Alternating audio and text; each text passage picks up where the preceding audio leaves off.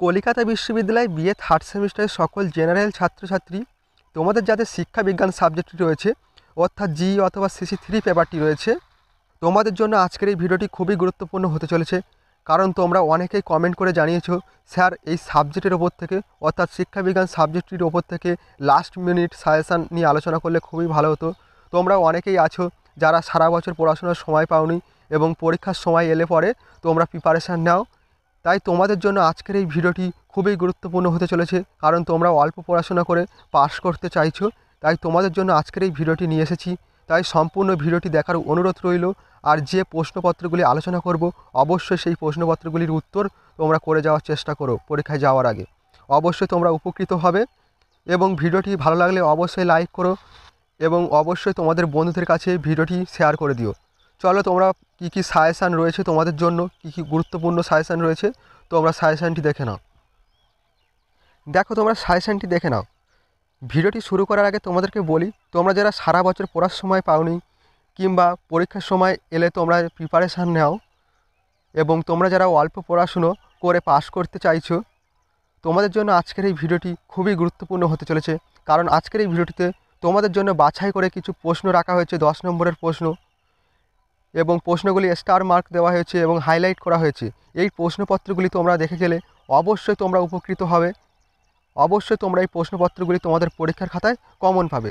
যেহেতু তোমাদের শিক্ষাবিজ্ঞান সাবজেক্টটি এমন সাবজেক্ট, তোমাদের প্রশ্নপত্র একটি প্রশ্নপত্র হয় না, সেখানে তোমাদের নম্বর বিভাজন থাকে, 2-3টে প্রশ্ন মিলিয়ে একটি প্রশ্ন তৈরি হয়। তাই তোমাদের জন্য লাস্ট মিনিট সাজেশান হয় না। তবুও তোমাদের জন্য যে প্রশ্নপত্রগুলি আমি রেখেছি, এই প্রশ্নপত্রগুলি তোমরা দেখে গেলে অবশ্যই তোমরা এখান থেকে বহু প্রশ্নই তোমরা কমন পাবে এবং তোমরা পরীক্ষার খাতায় উপকৃত হবে। চলো ভিডিওটি দেখে নাও। দেখো প্রথম যে 10 নম্বরের প্রশ্নটি করবে, দেখো সামাজিক পরিবর্তন বলতে কী বোঝো? শিক্ষাকে কেন সমাজ পরিবর্তনের হাতিয়ার বলা হয়? খুবই গুরুত্বপূর্ণ একটি প্রশ্ন, ভেরি ভেরি ইম্পর্ট্যান্ট প্রশ্ন।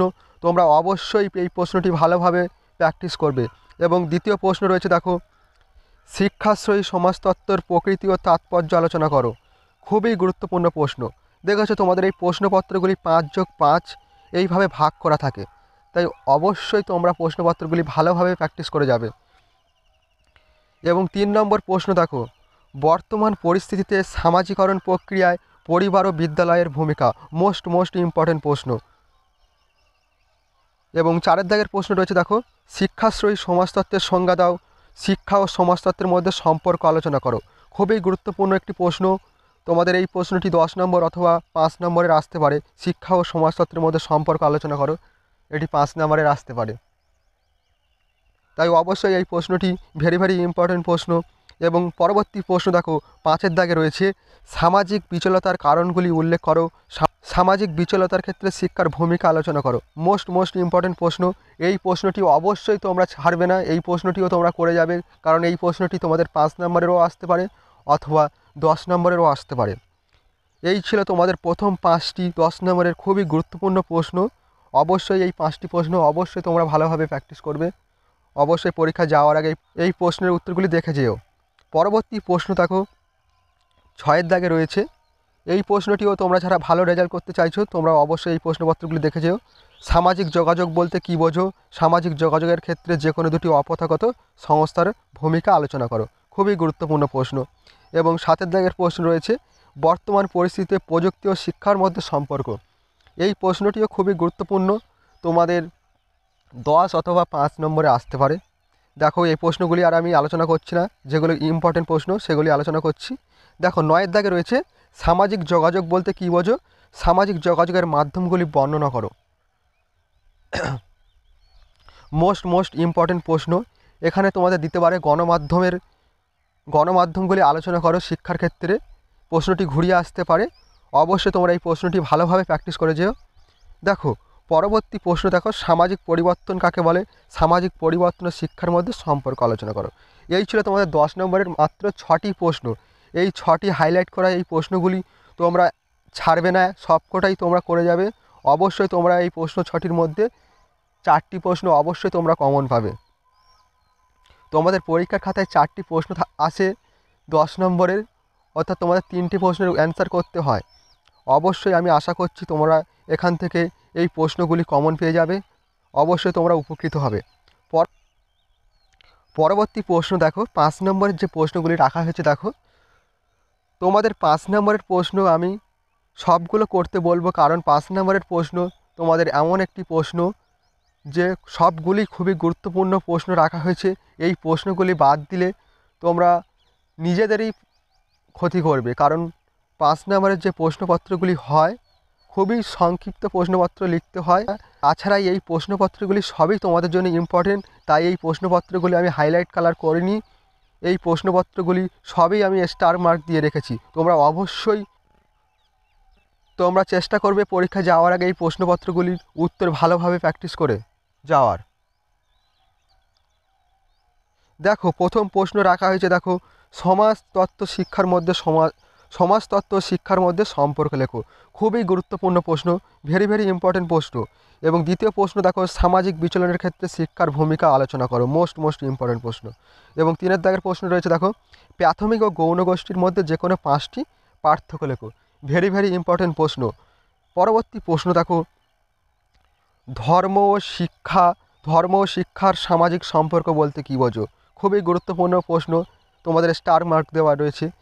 এবং 5 দাগের প্রশ্ন রয়েছে, প্রযুক্তি ও শিক্ষার সম্পর্ক লেখো। মোস্ট ইম্পর্টেন্ট প্রশ্ন। এবং 6 দাগে রয়েছে, সামাজিকরণে পরিবারের ভূমিকা লেখো। খুবই গুরুত্বপূর্ণ প্রশ্ন, অবশ্যই তোমরা এই প্রশ্নটি করবে, সামাজিকরণে পরিবারের ভূমিকা লেখো। এবং 7 দাগের প্রশ্ন, শিক্ষা ও সংস্কৃতির সম্পর্ক আলোচনা করো। খুবই গুরুত্বপূর্ণ প্রশ্ন। এবং 8 দাগের প্রশ্ন, সামাজিক স্তরবিন্যাস বলতে কী বোঝো।